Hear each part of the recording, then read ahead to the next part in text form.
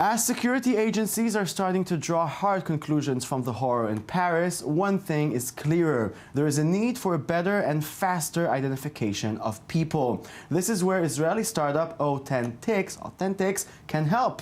Their product is an automated tool providing a speedy and efficient method of verifying the authenticity of official forms of identification, like passports, driving license, and national ID cards. While manual detection of fraud would require an impractical amount of time and expertise, the AU10TIX algorithms scan documents in an average of 5 to 8 seconds. So, is this the answer for faster and more secure identification? Will this assist the war on terror? Let's authenticate some details with Ron Atzmon, Managing Director at AU10TIX. Good evening. Good evening. So, tell us a little bit about AU10TIX. What does it do exactly? So basically, we're an image processing company, and we're able to look into your identifying documents, as you said, passports, IDs, and travel licenses, and see that if someone tried to tamper with a document, and in very fast speed. Very fast speed, 5 to 8 seconds is very fast. On an average, on a good quality image, yes, correct. Okay, I'm just imagining when I go to a random airport and he takes my passport, how long does it take him usually?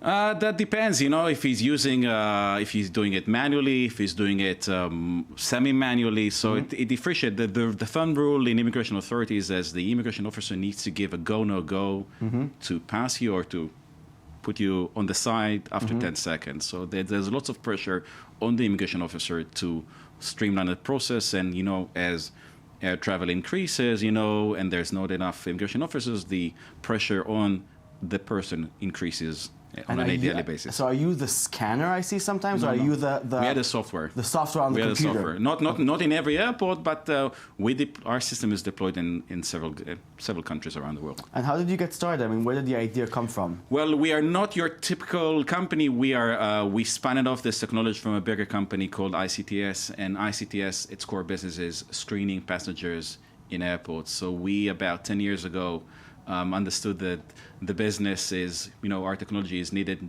for governments, and then we started selling it, not just using it internally in our own operation, from our own operation point of view, but selling it to some of our governments.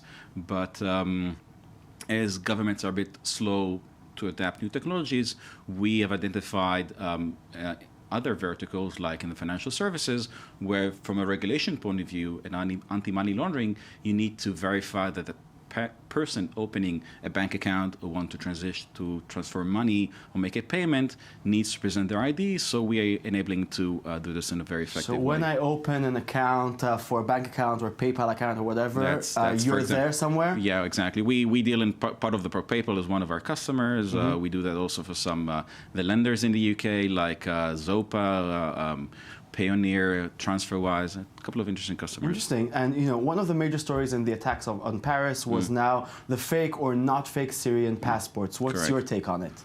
Well, we have yet to see the images. You know, that depends on the quality of the people that are creating these documents. You know, they're using what is called a clean passport, which is a real authentic, and they're just using it, or they're using a synthetic passport. If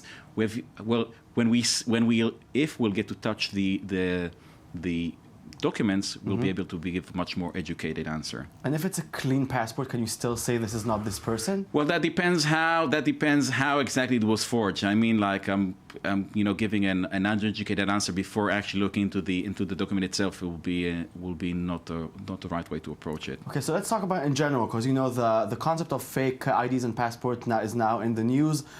What's the problem there with identification? Is it easy to fake a passport or ID, or is it much tougher than we think? That depends on the country. I mean, like their countries are their documents are much more, are much more secured. There are countries that their documents are much easier to fraud.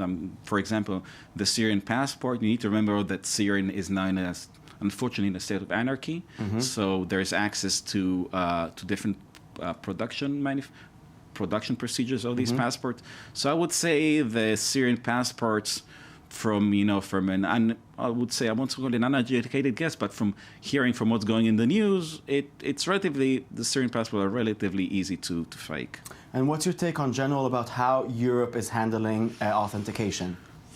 I know Europe is big and there are many countries. But Europe is big. I won't paint everything in one brush, but some countries are quicker to adapt. Some countries are slower to adapt. I think.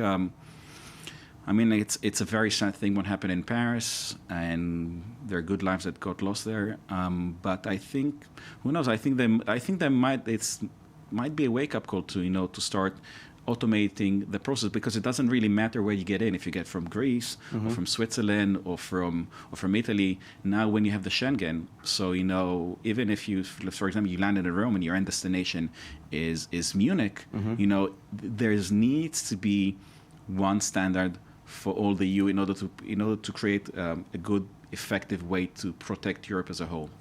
Okay, so you're waiting for a call now? I don't know. We're already, as I said, we're already working with different governments, so we'll see what will happen. Okay. Well, thank you very much for the technology itself and for coming, for paying us a visit. Thank you for having me in. Thank you very much. Take care. We're moving on.